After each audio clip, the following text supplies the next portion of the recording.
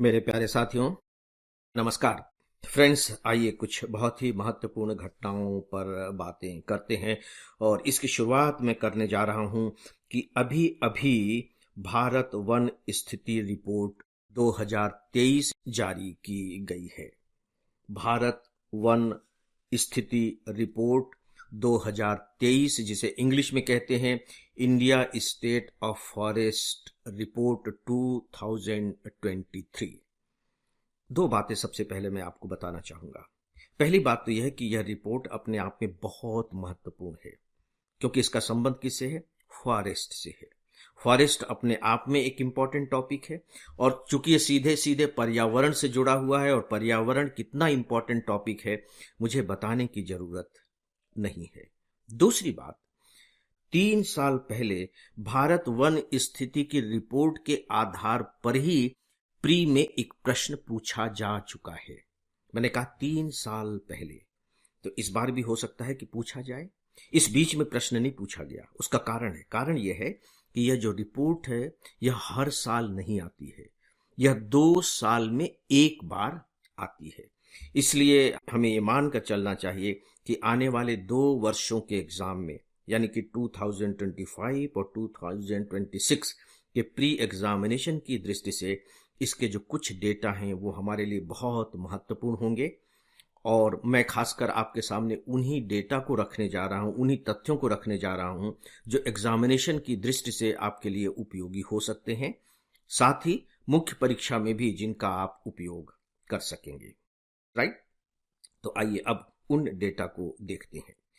एक बहुत अच्छी बात यह है कि अब हमारे यहां जो वन क्षेत्र है वह बढ़कर 25.17% हो गया है।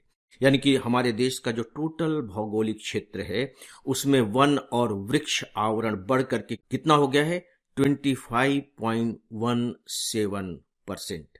यानी कि हम एक अच्छी स्थिति में आ गए हैं। इस आंकड़े को याद कर लीजिए, 25.17%। ये जो 25.17% है, इसमें 21.76% वन का क्षेत्र है। वन का क्षेत्र आप जानते हैं, जो बकायदे सरकार के द्वारा अधिसूचित किए जाते हैं कि ये वन है, फॉरेस्ट एरिया है। उसका जो प्रतिशत है वो बहुत ज्यादा है, और स्वाभाविक है कि होगा भी वह 21.76%। बहुत ज्यादा याद रखने की जरूरत नहीं है, बस थोड़ा सा आप ध्यान से सुन लीजिए। जो इंपॉर्टेंट आपको लगे उन्हें अलग से नोट कर लीजिएगा। जैसे मान लीजिए कि आप इंडियन फॉरेस्ट सर्विस के लिए अपियर हो रहे हैं, तब तो ये बहुत महत्वपूर्ण हो जाता है, आपको एग्जैक्ट मालूम होना चाहिए। और यदि नहीं तो सामान्य तौर पर भी आप दिमाग में रखेंगे कि 21-22% के आसपास वन क्षेत्र है तो चलेगा। और रिमेनिंग जो 3.41% है उसमें वृक्ष है। जानते हैं, फॉरेस्ट एरिया के बाद में जो वृक्ष होते हैं, जो पेड़ होते हैं, उन्हें हम वृक्ष एरिया कहते हैं। तो इन दोनों को आप जोड़ दीजिए तो 25.17% होगा। एक जो बहुत अच्छी खबर है वो खबर ये है कि पिछली रिपोर्ट 2021 में आई थी, ये रिपोर्ट 2023 की है। राइट? 2021 में आई थी, तो 2021 की रिपोर्ट की तुलना में इस बार ये जो क्षेत्रों की वृद्धि हुई है 0.17% है। यानी कि एक अच्छी खबर है। यानी कि 2 साल में हमने ज्यादा से ज्यादा वृक्ष लगाए हैं, चाहे वो फिर जब वनों में लगाए हों, चाहे वनों से अलग हट करके लगाए हों। तो इसमें सबसे ज्यादा वृद्धि प्राप्त करने का श्रेय किस राज्य को है? तो दोस्तों, वह राज्य है छत्तीसगढ़। यानी कि छत्तीसगढ़ में सबसे अधिक वन क्षेत्र और वृक्ष क्षेत्र में वृद्धि हुई है। तो ये तो हो गई वनों की बात। लेकिन यहां एक बात आपको मुझे लगता है कि शायद और जानना चाहिए कि वन एवं वृक्ष आवरण वाले जो हमारे 3 सबसे महत्वपूर्ण राज्य हैं उन्हें आप ध्यान से सुन लीजिए, क्योंकि 3 साल पहले जो प्रश्न पूछा गया था वो इसी तरह का था। महत्वपूर्ण राज्य है मध्य प्रदेश, अरुणाचल प्रदेश और महाराष्ट्र। ये सीक्वेंस में आपको मालूम होने चाहिए। मध्य प्रदेश, अरुणाचल प्रदेश और महाराष्ट्र सबसे ज्यादा वन क्षेत्र और वृक्ष आवरण का क्षेत्र यहां है। अब कुछ दूसरे बहुत ही महत्वपूर्ण आंकड़े, इन्हें भी आपको ध्यान से सुनना चाहिए। इसमें एक बहुत ही महत्वपूर्ण डेटा हमारे सामने यह है कि अगर हम 2005 के स्तर की तुलना आज से करें, यानी कि 2023 से करें, तो जो कार्बन सिंक है, जो अतिरिक्त कार्बन सिंक है, वो हमने ज्यादा हासिल किया है। 2.29 बिलियन टन अतिरिक्त कार्बन सिंक हासिल किया है। 2.29 अरब टन अतिरिक्त कार्बन सिंक। कार्बन सिंक का मतलब आप जानते हैं कि वातावरण में जो कार्बन है उसका हम कितना अवशोषण कर सकते हैं। और अवशोषित करने वाले तत्व कौन कौन से होते हैं? महासागर, मिट्टी और जंगल, ये सबसे बड़े कार्बन सिंक हैं। ये कार्बन डाइऑक्साइड का अवशोषण करते हैं। यानी कि पर्यावरण की दृष्टि से भी हमने बहुत बड़ा काम किया है। और आप जानते हैं कि भारत ने 2070 तक नेट जीरो का लक्ष्य रखा है, यानी कि हम जितना भी कार्बन उत्सर्जित करेंगे हम उतना अवशोषित भी करेंगे। और हमें इसके लिए दोनों स्तरों पर काम करना होगा।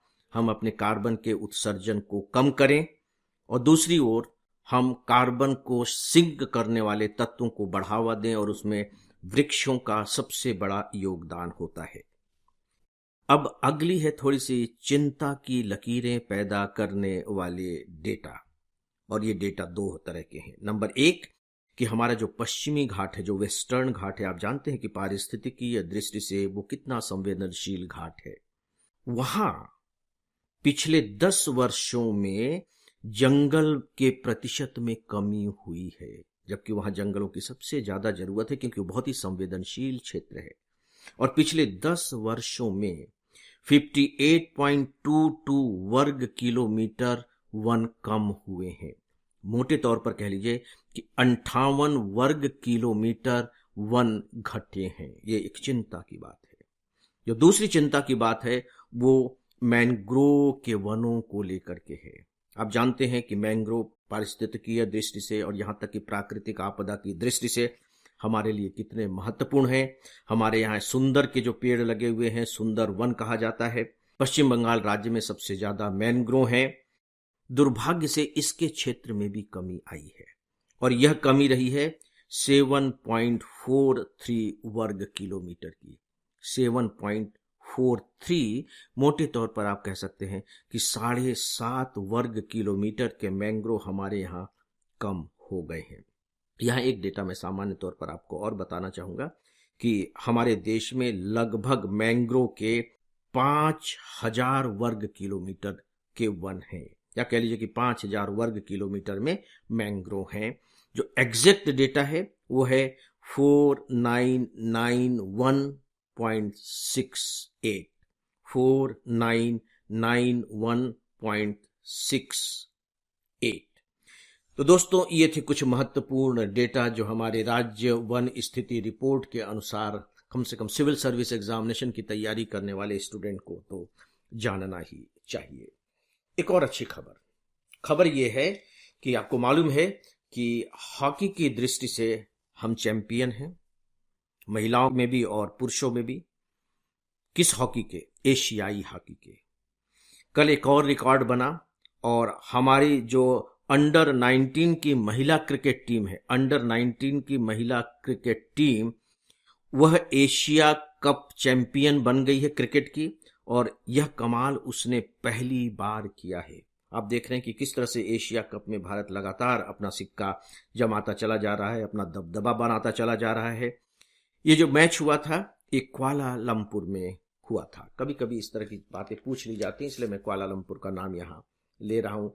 जानकारी तो बहुत छोटी सी है, लेकिन अगर आपके ध्यान में नहीं रहा तो फिर पता लगा कि इस छोटी सी जानकारी की कमी के कारण ही आप प्रश्न का सही उत्तर देने में गड़बड़ा गए हैं।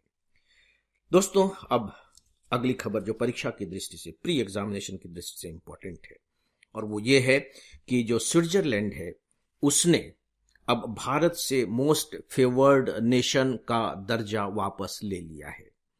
Most favoured nation. फेवर्ड का मतलब आप जानते हैं कि आप उसका फेवर कर रहे हैं, मतलब उसे ज्यादा महत्व दे रहे हैं, तरजीह दे रहे हैं। तो स्विट्जरलैंड ने इसे वापस ले लिया है। 1 जनवरी से अब स्थितियां पहले जैसी हो जाएंगी। तो देखिए, मोस्ट फेवर्ड नेशन होता क्या है? आप किसी को ज्यादा महत्व दे रहे हैं, दूसरों की तुलना में ज्यादा महत्व दे रहे हैं। तो ये जो महत्व देना होता है ये बेसिकली टैक्स के मामले में होता है, या कह लीजिए व्यापार के मामले में होता है। देखिए, स्विट्जरलैंड की जो कंपनियां हमारे यहाँ काम कर रही हैं, हम उनसे टैक्स लेंगे। हमारी जो कंपनियां हैं वे स्विट्जरलैंड में काम कर रही हैं, तो स्विट्जरलैंड की सरकार उनसे टैक्स लेगी। लेकिन यदि दोनों के बीच में इस तरह का समझौता हुआ है, सर्वाधिक तरजीह राष्ट्र का, तो इन टैक्स से बचाव हो जाता है, या कह लीजिए कि टैक्स में बहुत कमी कर दी जाती है। तो अब जबकि मोस्ट फेवर्ड नेशन का दर्जा वापस ले लिया गया है, तो जाहिर है कि हमारी कंपनियां जो स्विट्जरलैंड में काम कर रही हैं उन पर टैक्स ज़्यादा लगेगा, और जो स्विट्जरलैंड की कंपनियां हमारे यहाँ काम कर रही हैं उन पर हम टैक्स ज़्यादा लगाएंगे, क्योंकि अब जो दर्जा है मोस्ट फेवर्ड नेशन का वो खत्म हो गया है। तो आप तैयार रहिए। आप मैगी तो जरूर खाते होंगे। ये जो मैगी है नेस्ले कंपनी बनाती है, और नेस्ले कंपनी स्विट्जरलैंड की ही कंपनी है। यानी कि अब आपको मैगी के लिए कुछ ज्यादा कीमत चुकानी पड़ेगी, क्योंकि उस पर अब टैक्स का बोझ ज्यादा हो जाएगा। बहुत ही इंटरेस्टिंग खबर। तो दोस्तों, ये थी आज की कुछ महत्वपूर्ण बात, और इसी के साथ ही आज के इस डेली ऑडियो लेक्चर को अब यहीं समाप्त करता हूं। नमस्कार।